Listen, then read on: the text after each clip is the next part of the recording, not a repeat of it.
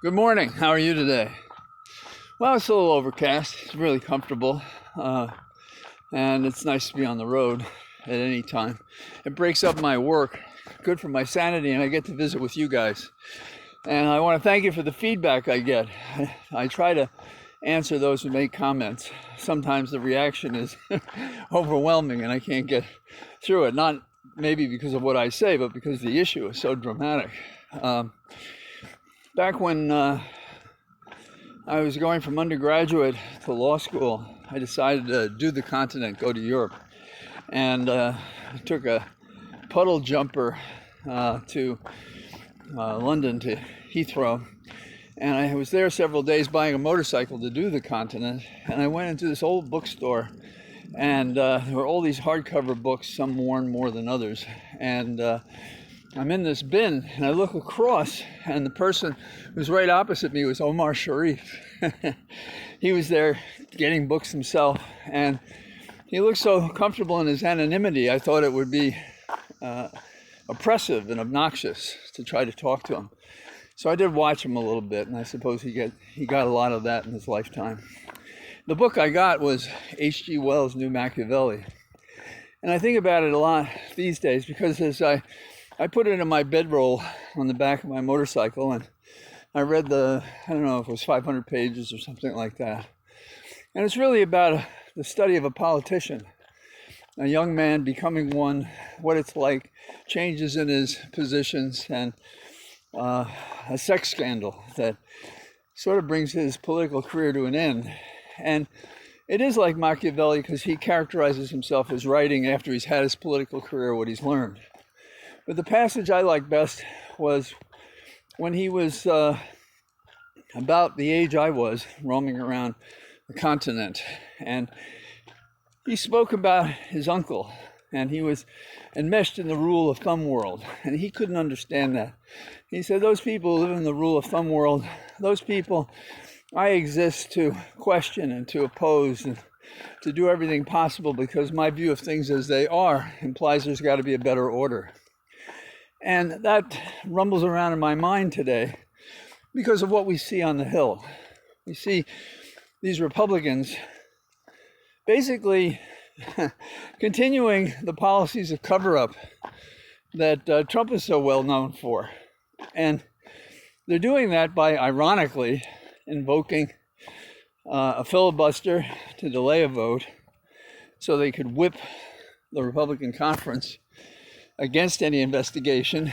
And they do it as the Democrats don't pop up and say, we'll eliminate the filibuster on this issue.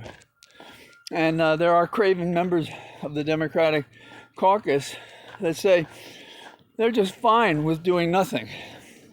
But here's the question that I think should have been made on the floor of the Senate, that hallowed body, imitating the House of Lords. And it is, if you're a Republican, you might say, you know, I was in here and I was a possible victim of that insurrection. Certainly the institution was, and my oath of office was under siege. And they came here thinking they might kill the vice president and kidnap the Speaker of the House. That's not acceptable. Not acceptable at all. That is an insurrection.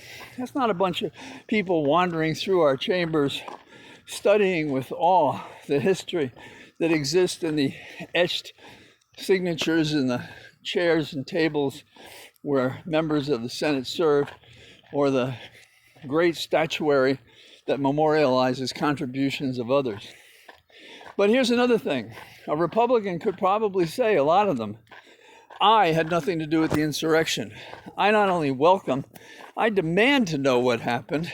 And those members of the Republican caucus who are resisting it, I want to know what they had to do with it, that they would, as an example of consciousness of guilt, resist this inquiry. Now, there are several people who are going to vote for it, probably not the 10 necessary to complement the 50 Democrats to give us 60. But then that shifts our responsibility. What Democrat could possibly share the view that there should not be an investigation. And what Democrat would not do all that he or she could do to see that a vote occurred on this issue? And yes, I'm talking about Manchin. And that man should be driven out of the Senate. I think we should deal more with honesty. I always tell people in private and public life, you can't win the argument you don't make. Well, stand up, point across the chamber, and say you are hiding something, or you would be for this investigation. And you probably shouldn't even be allowed to vote, because you have an interest that is alien to and antagonistic to why we need this investigation. So that's my thinking on that. It's not new, but it is a reframing of how we should look at the players. And we should stop this Pollyannish talk about bipartisan cooperation. If it's ever evident, great. But I'm not made of the stuff in which you beg and plead people to do the right thing. Do it yourself and see if they follow. Do it yourself, and at least you haven't shamed yourself.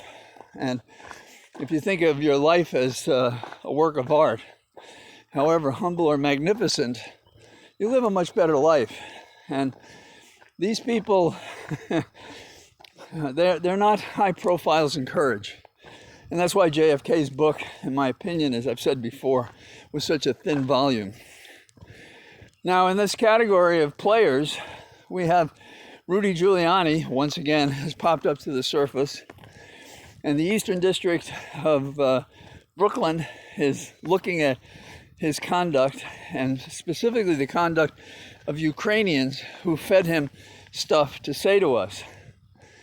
My take is that he cooperated with it, used it knowing what he had, and did it in order to overthrow our democratic election process and to help elect, or at least confuse the world as to an unworthy president, Trump, trying to help him succeed himself when he deserved rather to be in chains and jail. I got a call that Ari would like me to talk about that tonight at 6:15. You never know what story is going to come up, but right now I expect I'll be talking about it. So, those of you out there, hope you're having a good day.